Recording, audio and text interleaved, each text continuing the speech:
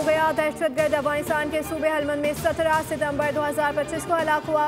भारतीय मीडिया और social media के मुताबिक दहशतगर्द अफगान सूबे हलमंद में 17 सितंबर को हलाक हुआ।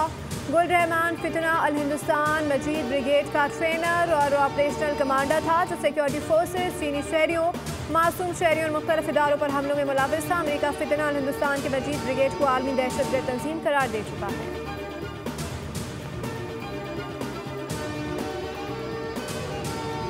वज़ीर आज़म शहबाज शरीफ जनरल असम्बली इजलास में शिरकत के लिए कल अमेरिका जाएंगे। वज़ीर आज़म अक़वाम मुत्तहिदा के जनरल असम्बली से खिताब करेंगे। मसला कश्मीर, फ़लस्तीन और कतर पर होने वाले हमले से मुतालिक पाकिस्तान का मौक़िफ़ पेश करेंगे।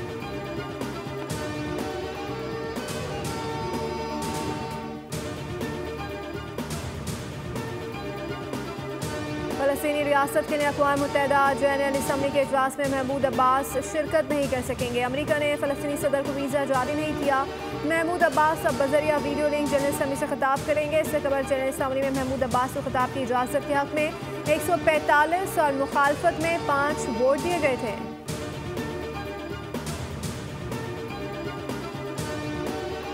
वज़ीर आज़म शहबाज शरीफ की ज़ेर सदारत वीडियो लिंक पर इजलास। पाकिस्तान सऊदी अरब ताल्लुकात समेत अहम उमूर पर मुशावरत की गई। काबीना ने पाक सऊदी दिफाई मुआहदे को वफाक की बड़ी कामयाबी करार दिया।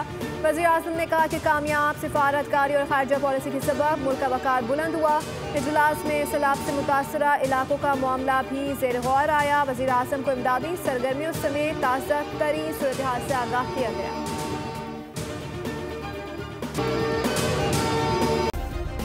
सब्सक्राइब करें और बेल दबाएं ताकि कोई खबर रह न जाए।